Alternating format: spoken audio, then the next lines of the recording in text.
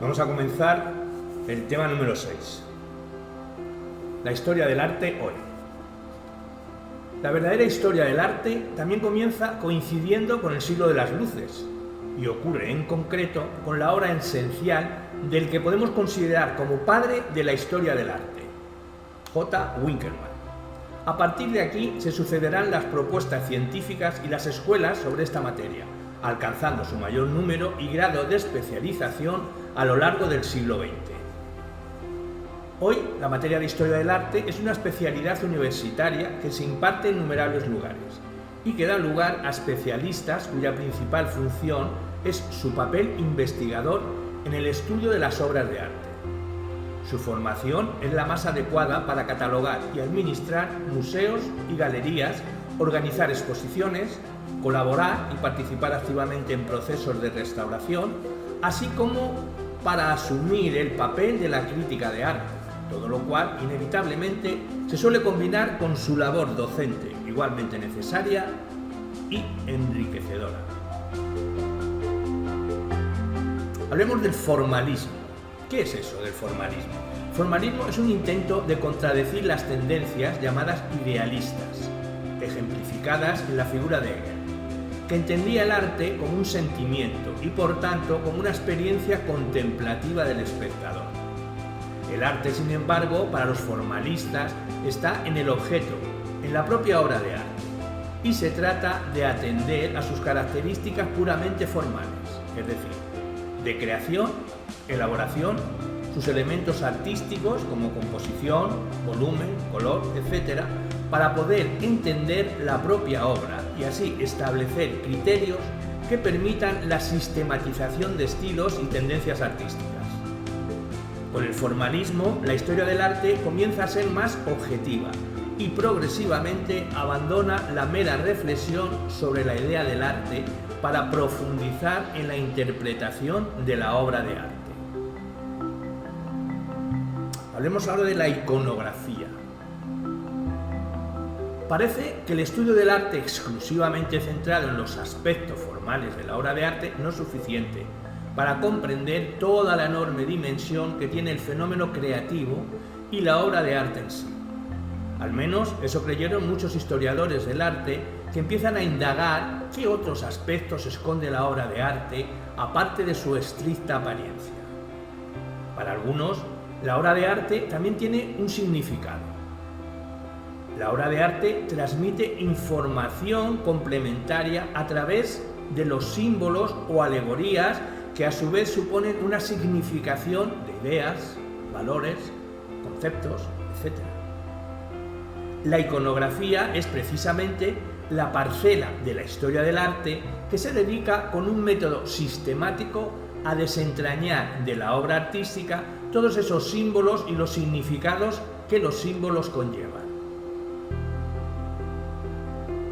Desde el punto de vista, desde la interpretación marxista de la historia, no podía faltar una interpretación equivalente de la historia del arte, de tal forma que desde esta tendencia se ve la obra artística como producto de una determinada estructura económica, social y política, sin la cual no se desarrollarían los elementos que son característicos de cada estilo artístico.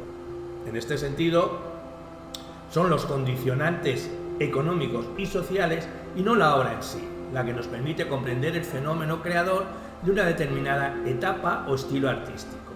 No hay obra de arte por ello sin contar con un tipo de mecenazgo, con un determinado público al que va dirigida, una ideología predominante, un interés propagandístico, en determinadas circunstancias, un mercado artístico, una cultura artística más o menos extendida.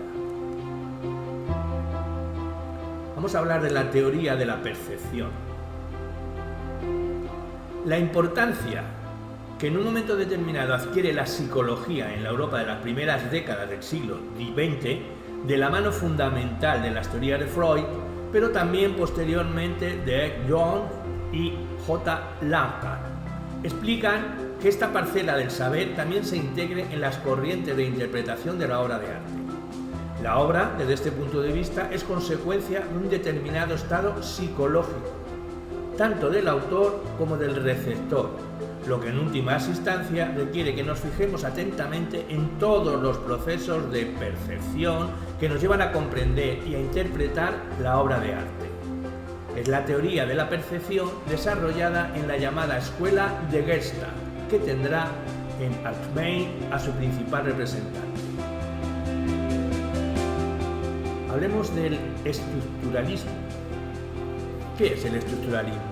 El estructuralismo es una corriente intelectual fundada por F. de Saussure, que parte de la idea básica de que cualquier expresión intelectual, sea en el ámbito de la lingüística, de la psicología o de la historia, constituye una forma de lenguaje.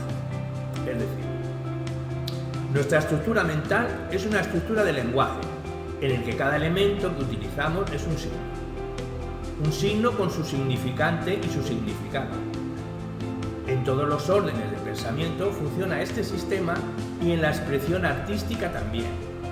Su interpretación, desde esta perspectiva, cuenta con que la obra de arte es igualmente un signo con sus significantes, la parte material de la obra, y sus significados. En realidad, son los contenidos que el autor transmite y el espectador comprende. La correcta valoración de la obra de arte tendrá que tener en cuenta ambos aspectos y relacionarlos entre sí. No se trata, por tanto, de ver en una pintura o una escultura o una fotografía como una imagen aisladamente, sino como un pretexto para ver más allá de la imagen otras ideas y contenidos. Hablemos sobre el gusto y el arte. Cuando hablamos del gusto como un elemento de referencia que ha de servir para valorar la obra de arte, nos estamos refiriendo a un concepto al que queremos darle un valor objetivo, pero que en realidad sabemos que tiene un alto grado de subjetividad. A lo largo de la historia del arte, el gusto ha cambiado, y si lo entendemos como una serie de preferencias colectivas sobre aspectos tan variados como el vestido, la gastronomía o la pintura, es evidente que en cada momento histórico ese concepto del gusto ha cambiado. Ha habido un gusto en la Grecia antigua, distinto del de la Edad Media o también distinto del Renacimiento. En cualquier caso, como sabemos que esa preferencia por unos modelos estéticos determinados, que llamamos gusto, lo que ha determinado buena parte del desarrollo de la historia del arte, ha habido una especial dedicación por parte de los estudiosos del arte a encontrar una valoración objetiva del gusto. En este sentido, el gusto podía entenderse como la capacidad tanto del espectador como del artista para identificarse con la idea que la obra quería reflejar. Esta era una opción muy ligada al pensamiento de Platón, de tal manera que, por ejemplo, era de buen gusto una obra de arte que hubiera sabido reflejar la idea de belleza. Pero nos podemos hacer una pregunta: ¿el gusto es objetivo? Posteriormente, el pensamiento cambió y se le daba la vuelta al argumento anterior. Se consideraba bello aquello que realmente nos gustaba. ¿Pero de qué dependía el gusto? En la mayoría de los casos se consideraba que dependía de la formación de la persona. En ese caso, tanto del artista como del espectador, de la educación de su sensibilidad y del grado de ilustración que tuviera. Es decir, una persona culta apreciaba de inmediato la belleza porque tenía el don del gusto desarrollado. En la actualidad, la popularización del arte hace mucho más difícil objetivizar el concepto del gusto. Y no es un referente para apreciar la obra del arte. Incluso se llega a valorar la obra de mal gusto, como el kitsch, que etimológicamente es lo que significa la palabra mal gusto. Se puede decir que el gusto hoy se considera un valor subjetivo, aunque inevitablemente siempre estamos queriendo darle un valor objetivo. Nos gusta decir que el gusto depende de cada uno y que, como dice el refranero, para gusto están los colores. Pero igualmente hablamos del mal gusto que tiene una persona con un tono despectivo, como si fuera una categoría con valor universal.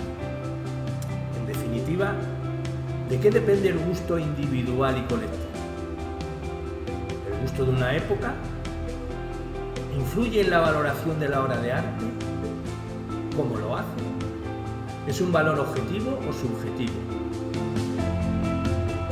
Como ya hemos explicado con anterioridad, los gustos han cambiado con la historia y lo que se ha valorado como bello durante una época, porque así lo entendía el conjunto de la colectividad, en otra época, al haber cambiado su sentido del gusto, se consideraba justamente al contrario. Por otra parte, no siempre lo que agrada a nuestros sentidos es considerado obra de arte, y lo que es más paradójico, lo que nos desagrada y repele a los sentidos, en cambio, sí puede valorarse como tal. Por último, hay un razonamiento más en este sentido, y es que en ocasiones el gusto de una época no ha sabido apreciar una obra de arte realizada en ese momento, y sin embargo, tiempo después, es valorada y reconocida.